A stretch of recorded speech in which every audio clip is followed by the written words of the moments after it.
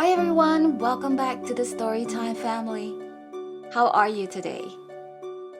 It is nice, bright, and sunny here and super hot in summer. I hope you're keeping your little toes and little feet warm if you are in the midst of winter now. I certainly do not enjoy winter. I'm definitely a summer person. I don't know about you though. Well, thanks for taking the time to sit down and read with us. Today we have Little People, Big Dreams, Bob Dylan, written by Maria Isabel Sanchez Vegara. Let's check it out, shall we?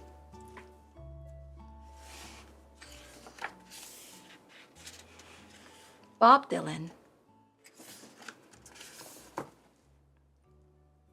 Growing up in Hibbing, America wasn't very exciting for little Robert, the eldest son of the Zimmermans. He liked to listen to music on the radio and imagine he was somewhere else. Inspired by his rock idols, Robert taught himself the guitar, the harmonica, and a strange instrument called the autoharp, which he played to an audience that was easily pleased. At school, Robert would rather be invisible than draw attention to himself. When he took part in a talent contest, the teacher turned his microphone off. Robert sounded like a dog whose leg was caught in barbed wire.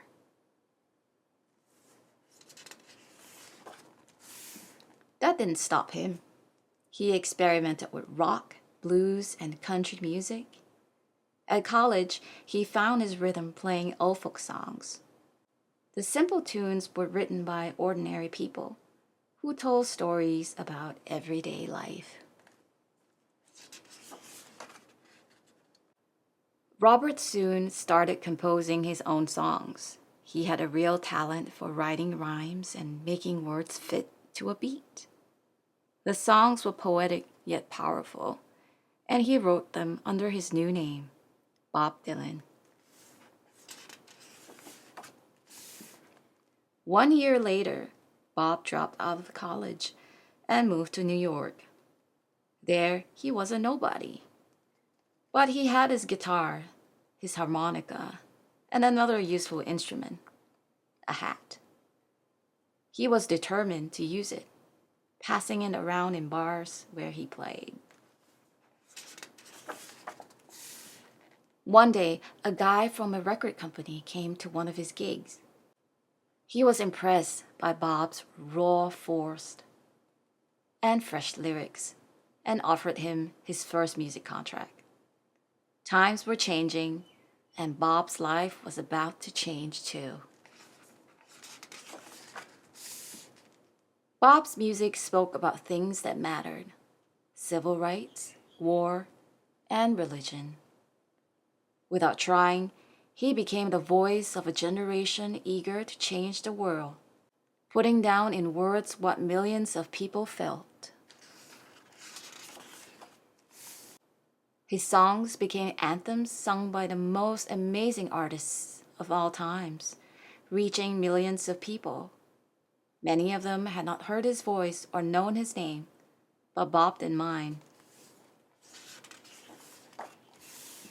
Instead of giving interviews or playing at being a star, Bob preferred to keep to himself. For him, a perfect day was working on a poem, riding around on his motorcycle, or talking with friends. Being an artist meant being free and not caring about what others might think. Bob moved from folk to rock or pop, trying new sounds and exploring different styles, challenging himself as well as his fans. He received all the awards an artist could dream of, and he was the first musician to ever be recognized with a Nobel Prize for Literature. But, in true Bob style, he didn't show up to the ceremony. Today, little Bob, one of the greatest musicians and poets of all time, feels cool just being himself. He's an ordinary person who says what he thinks and does what he likes most, writing songs.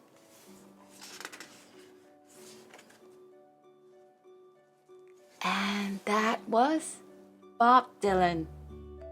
That was a quick history on one of the most legendary musicians of an older generation. Maybe not your generation, but a legend for sure. Hope you enjoyed it. If you'd like a copy of this book, the links are in our description below. And if you haven't, do subscribe for more inspiring stories like this. Give us a like and leave us a comment. We always love to hear from you. Till we see you again, you take care of yourself and your family. Bye-bye.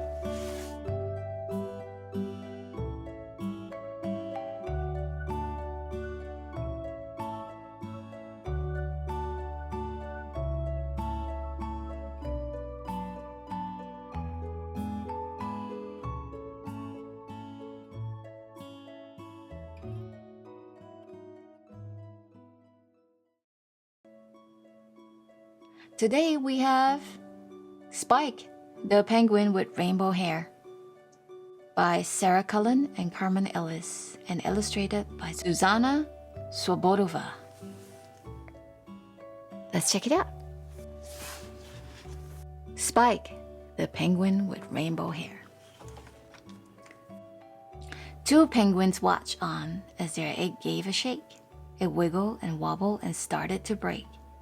Then out came a baby so cute and so small.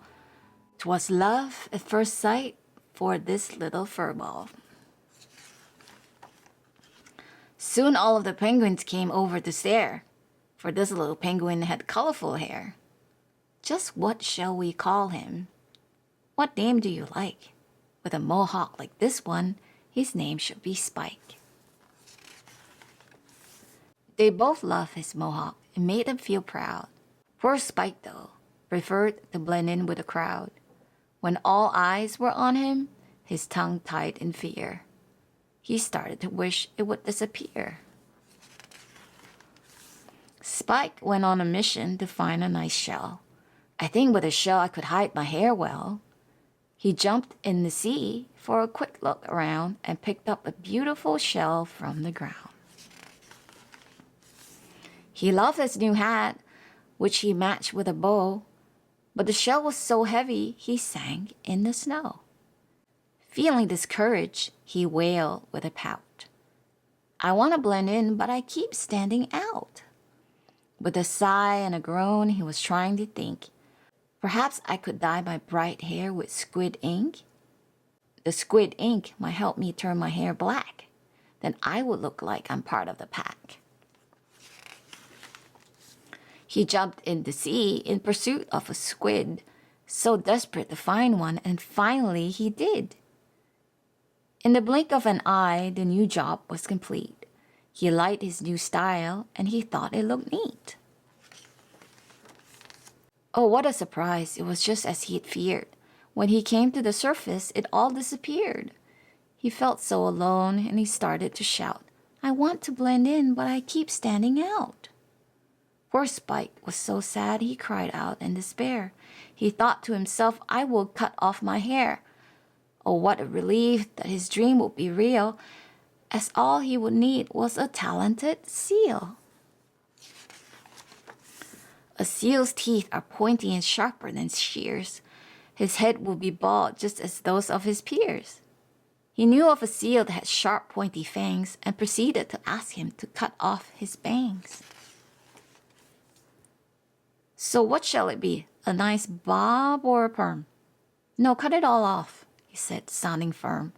That night he slept well in his cute penguin shack, but the very next morning his hair had grown back. Sad and defeated, he went to his friends, so sick and so tired of hitting dead ends.